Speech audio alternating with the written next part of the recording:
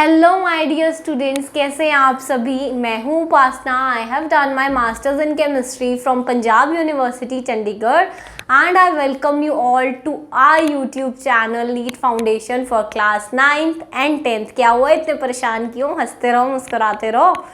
पढ़ाई कोई हुआ नहीं है, मज़ा आएगा। यहाँ पर हम आपके लिए इजी और स्ट्रेस फ्री पढ़ने के लिए ही आपको मोटिवेट करते रहते हैं और यहाँ पर आपके लिए इजी और स्ट्रेस फ्री स्टडी का मटेरियल ही हम आपके लिए लेकर आते हैं। कोई रॉकेट साइंस नहीं लेकर आते। बहुत इजी तरीके से मैं कोशिश करती हूँ कि मेरे बच्चों को सब कुछ समझ में आ जाए। ठीक है, तो अगर आपको हमारी वीडियोस अच्छी लगती हैं तो लाइक ज़रूर करते जाइए, चैनल को सब्सक्राइब कर लीजिए ताकि आपके पास हर वीडियो की नोटिफिकेशन आती जाए। जैसे कि आपको पता है कि हम Monday to Friday daily live sessions आप लोगों के लिए लेकर आते हैं रोज़ 1 बजे। मंडे ऑल्टरनेट जो है वो 9th के लिए 1 बजे और ट्यूसडे और थर्सडे को 10th के लिए डेली मंडे, ट्यूसडे और थर्सडे 1 बजे। तो आप उन लाइव सेशंस के साथ भी हमारे साथ जुड़े रहिए, है ना बच्चों। तो आइए, मैम आज क्या करवाने वाले हो।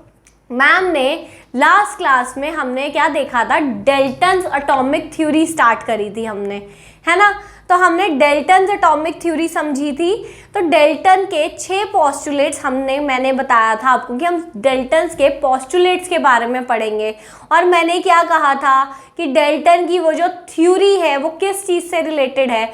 जितने भी साइंटिस्ट आए, महर्षि कन्नड, उसके बाद ग्रीक फिलोसोफर्स आए थे, डेमोक्रिटस, लुईस हिप्पस, उन सब ने जो भी मैटर के बारे में कहानियाँ कही, डाल्टन ने क्या किया था, उन सारी स्टोरीज को about the atom and about the matter collect करके उसने कहा कि भैया कभी तुम ये पढ़ते हो, कभी तुम वो पढ़ते हो, तो इतने कंफ्यूज मत हो, मैं सारी की सारी बातें एक थ्योरी में डाल देता हूँ ताकि आपको कोई प्रॉब्लम ही ना आए पढ़ते हुए। तो उसने क्या किया, वो सारी की सारी बातें एक थ्योरी में बना दी जिसको हमने नाम दे दिया Dalton's atomic theory. And this Dalton's atomic theory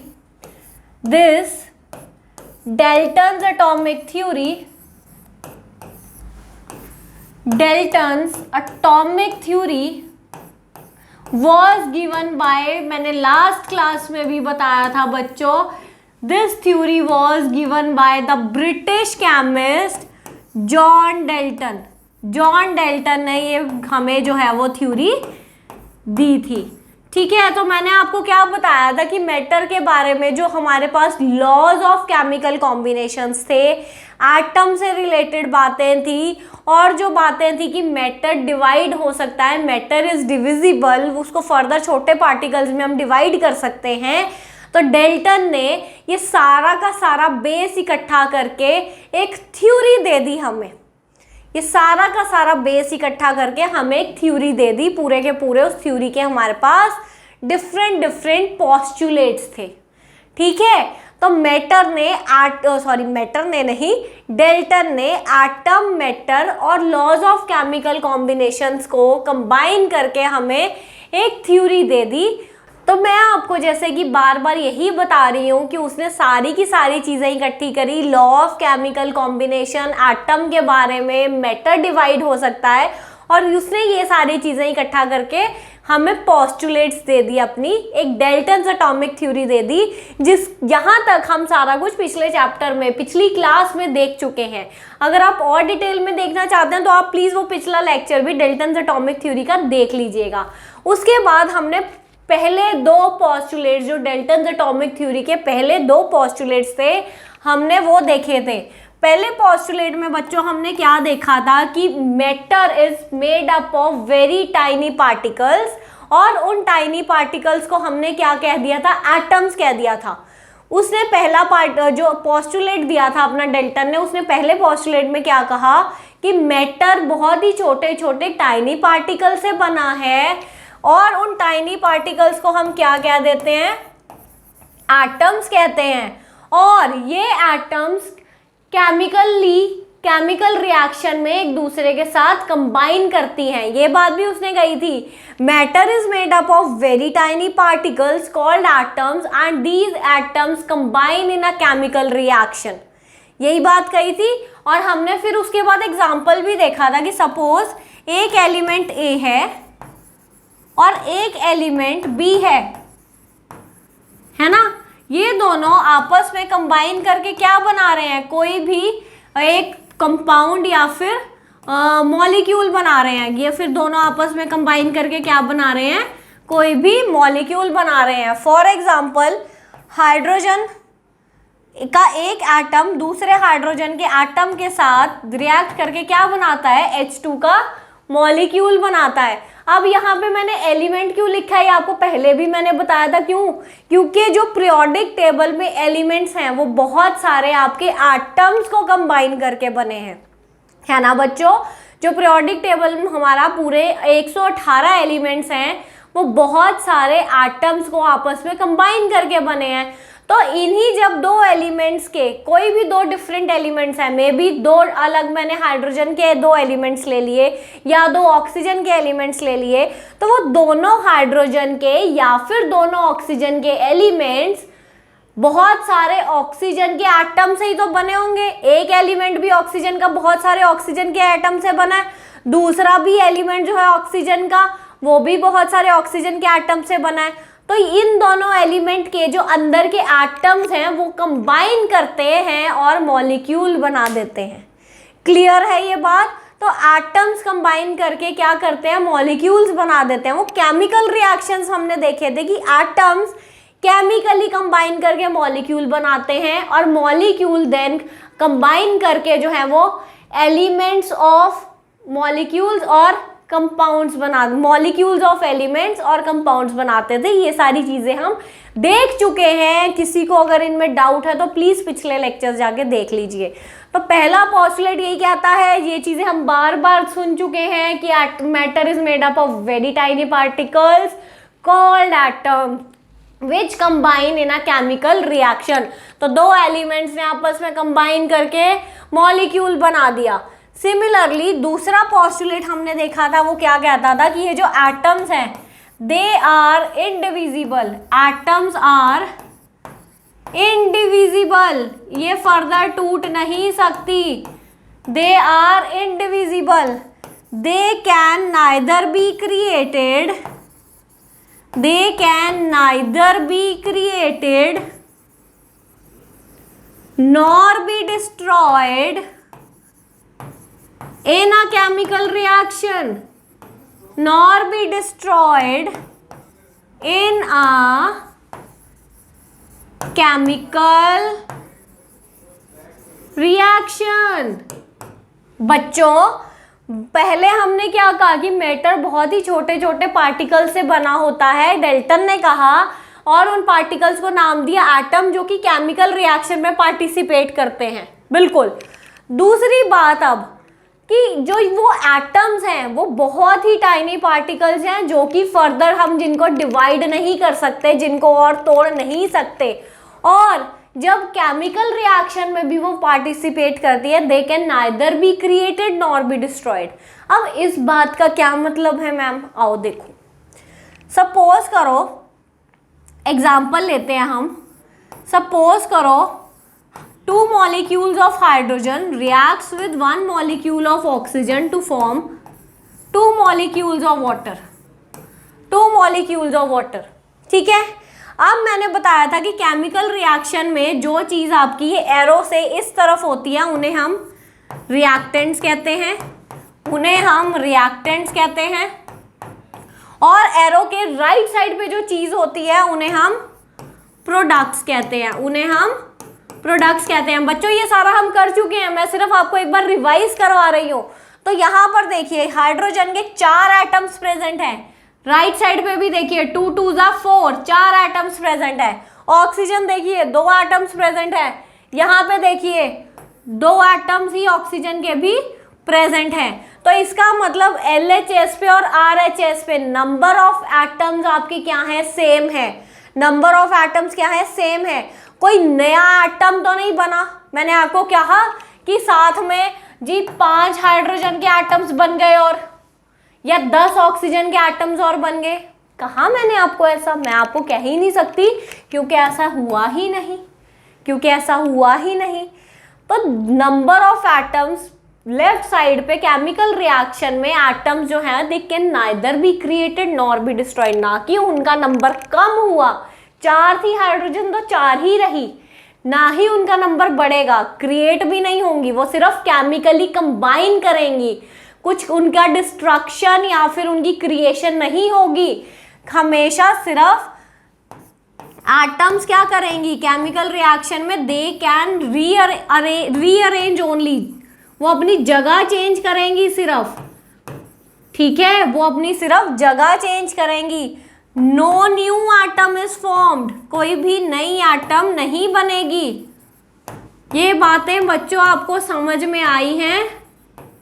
no new atom is formed, कुछ भी नया नहीं बनेगा केमिकल रिएक्शन में। अब देखो हमने क्या कहा था, लॉ ऑफ केमिकल कॉम्बिनेशन का पहला law of conservation of mass, कि जब रिएक्टेंट्स आपस में रिएक्ट करते हैं तो टोटल मास जो रिएक्टेंट्स का होता है that is equal to the total mass of the products. ये हमने देखा था, the total mass of the reactants is equal to total mass of the products. तो ये क्या पोस्टुलेट सेकंड उस लॉ को ओबे कर रहा है? क्या आप सोच सकते हैं, is this postulate obeying that law? Yes. Why so?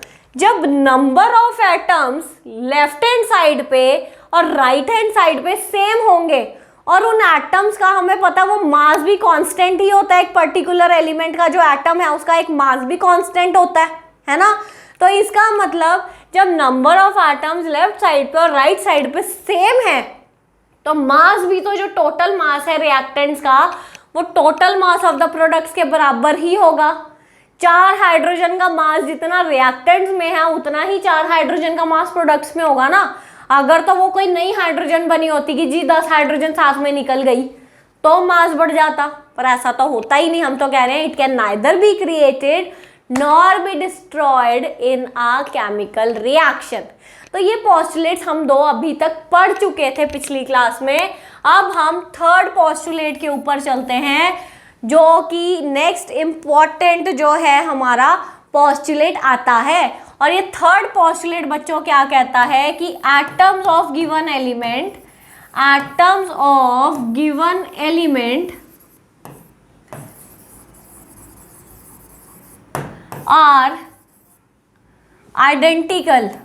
are identical and have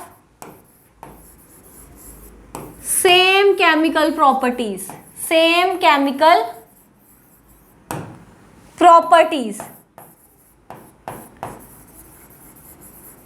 लिखिए जरा, सबसे पहले इस पोस्टुलेट को आप लिख लीजिए।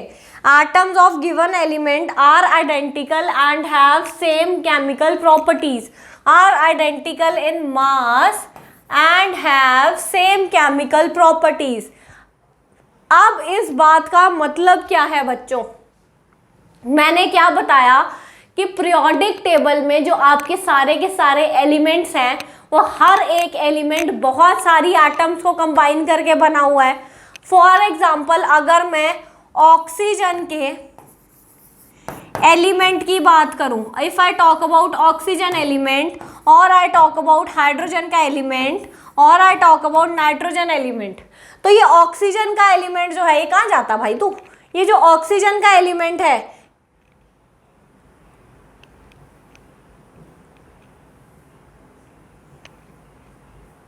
इसको थोड़ा सा साइज एडजस्ट कर लेते हैं। हाँ ठीक है, तो अब ये जो सॉरी अब ये जो ऑक्सीजन का एलिमेंट है वो बहुत सारी ऑक्सीजन एटम्स को कंबाइन करके बना है।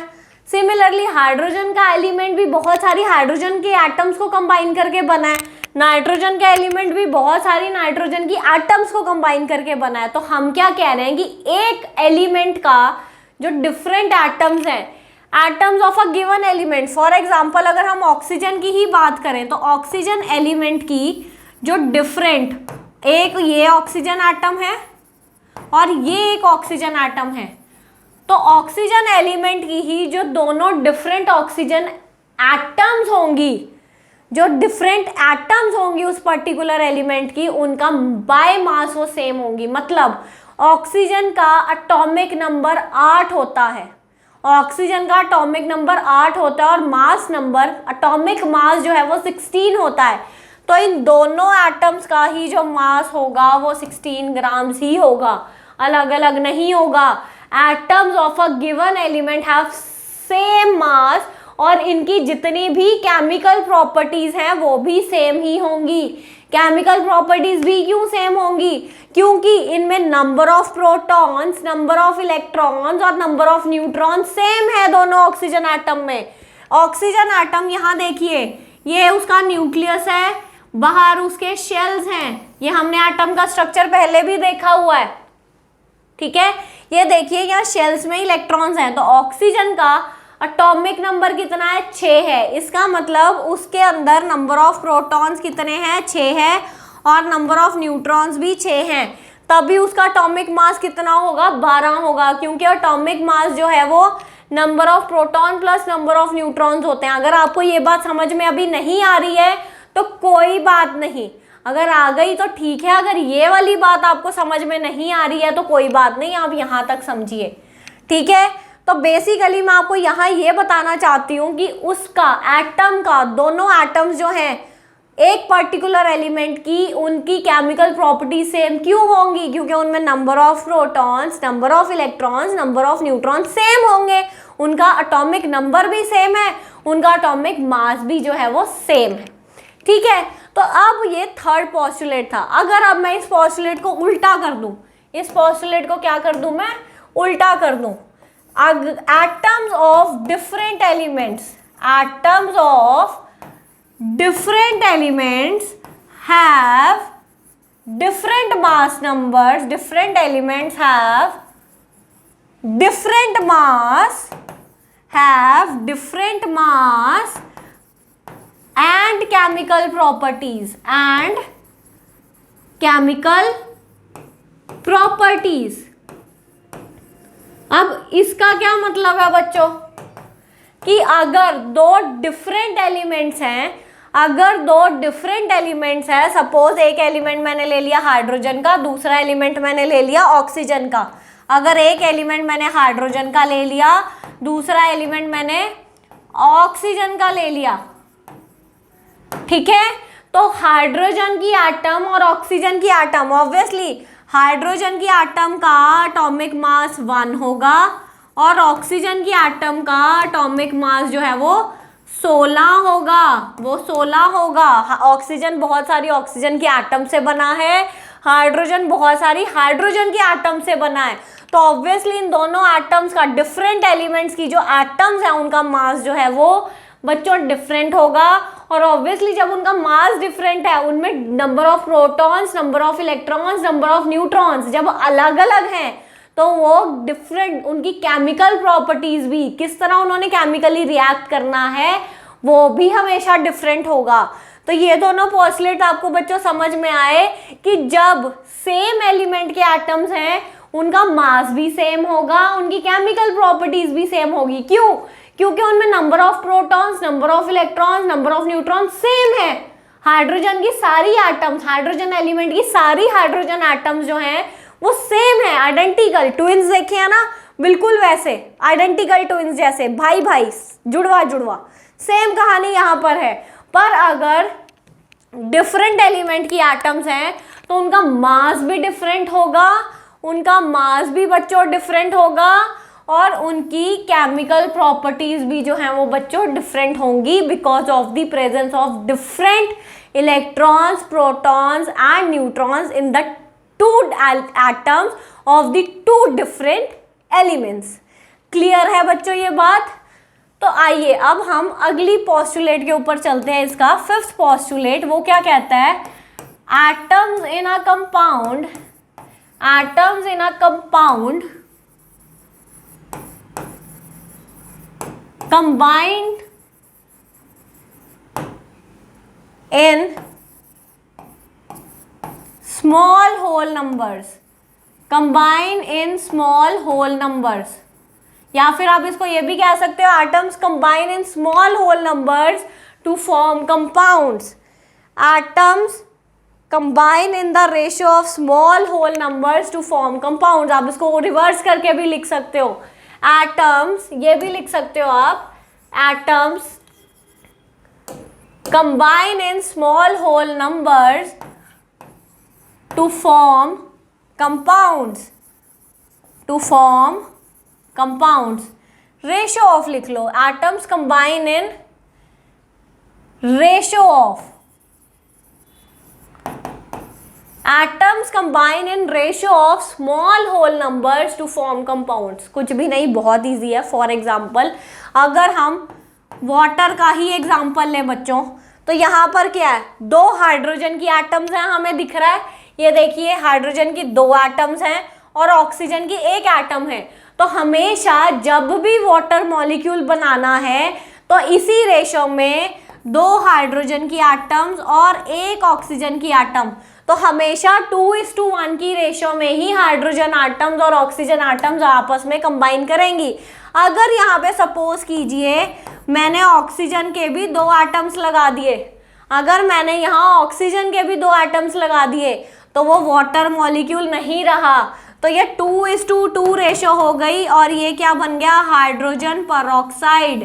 क्या बन गया, हाइड्रोजन परऑक्साइड बन गया बच्चों।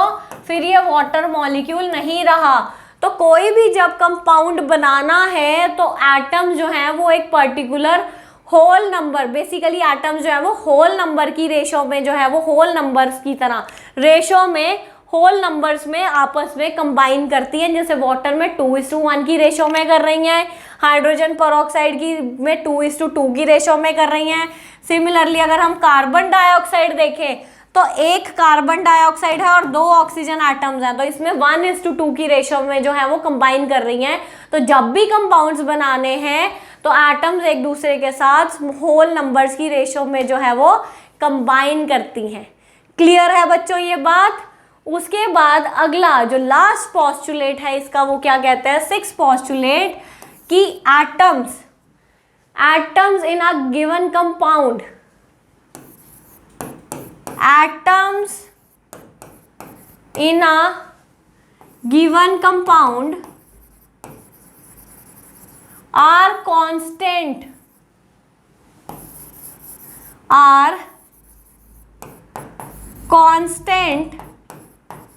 in proportion, are constant in proportion। मतलब कि जिस रेशो में वो कंबाइन कर रही हैं, जैसे अभी मैंने आपको ऊपर बताया कि यहाँ पे तो क्या था, उसने क्या कहा कि एटम जो है वो होल नंबर्स की तरह जो है वो कंपाउंड्स बनाने में आपस में कंबाइन करते हैं, ठीक है। अब अगली बात क्या आई, वही मैंने आपको जैसे कहा कि वाटर मॉलिक्यूल में अगर 1 ऑक्सीजन आप और ऐड कर देंगे तो वो वाटर नहीं रह जाएगा, तो वाटर के लिए 2:1 की रेशो ही हमें चाहिए।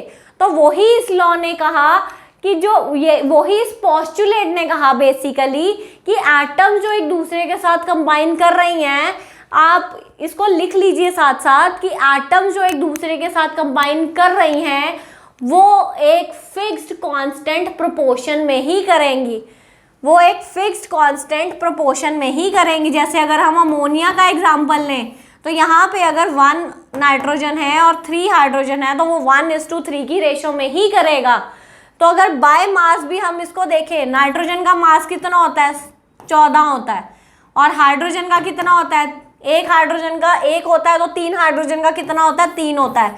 तो बाय मास जब भी अमोनिया बनना है, बाय मास जब भी अमोनिया बनना है तो 14:3 की रेशो आएगी बाय मास, क्योंकि नाइट्रोजन का मास 14 है और हाइड्रोजन का मास 3 है। अगर नंबर ऑफ एटम्स के बेसिस पे कि जो एटम्स हैं वो हमेशा जो है वो कांस्टेंट प्रोपोर्शन में ही जो है वो कंपाउंड में उनकी प्रोपोर्शन जो है वो कांस्टेंट रहती है, तो ये है। अब आप यहाँ पे अगर नाइट्रोजन N2H3 कर दोगे तो ये अमोनिया नहीं रह जाएगा, हमेशा नाइट्रोजन का 1 एटम और हाइड्रोजन के 3 एटम्स मिलकर ही जो है वो अमोनिया का मॉलिक्यूल बच्चों बनाएंगे। तो इसीलिए हम कहते हैं कि relative and kinds of atoms present in an element are constant. I hope आपने ये बात लिख ली होगी। क्लियर है ये बात। सिमिलरली कार्बन डाइऑक्साइड, बार बार बता रही हूँ, कार्बन का 1 मॉलिक्यूल और ऑक्सीजन के 2 एटम्स दो ऑक्सीजन और एक कार्बन ही मिलके 1:2 की रेशो में ही जो है वो कार्बन डाइऑक्साइड का मॉलिक्यूल बनाएंगे। तो आपको इस लॉ ने क्या बताया था, इस पोस्टुलेट ने क्या बताया कि एटम्स रेशो की फॉर्म में, स्मॉल होल नंबर्स की फॉर्म में आपस में रेशो में कंबाइन करती हैं। तो इस तरह से वो रेशो में मैंने आपको बताया कि जैसे वाटर में 2:1 की रेशो में कंबाइन कर रही है, इसमें हाइड्रोजन परऑक्साइड में 2:2 की रेशो में कंबाइन कर रही है। ठीक है, तो अगले लॉ ने आपको क्या बता दिया कि जिस रेशो में वो कंबाइन कर रहे हैं, जिस प्रोपोर्शन में वो कंबाइन कर रहे हैं, वो प्रोपोर्शन हमेशा कांस्टेंट ही रहती है, जो मैंने आपको ऊपर ही समझा दी थी बात कि वाटर में जब आप एक ऑक्सीजन और लगा दोगे तो वो वाटर ना रह के हाइड्रोजन परऑक्साइड बन जाएगा। ठीक है, सिमिलरली अगर आप यहाँ पे CO2 की जगह C2O2 लगा दोगे, वो कार्बन डाइऑक्साइड नहीं रह जाएगी, उसका फॉर्मूला खराब हो जाएगा, क्योंकि एक कार्बन का एटम ही दो ऑक्सीजन के एटम के साथ रिएक्ट करके कार्बन डाइऑक्साइड बना सकता है। तो ये ही आज का हमारा था डेल्टन्स एटॉमिक थ्योरी, जो कि हमारी खत्म हो गई है। आई होप आपको आज का लेक्चर समझ में आया होगा। तो कल मिलते हैं बच्चों, bye, see you in the next class.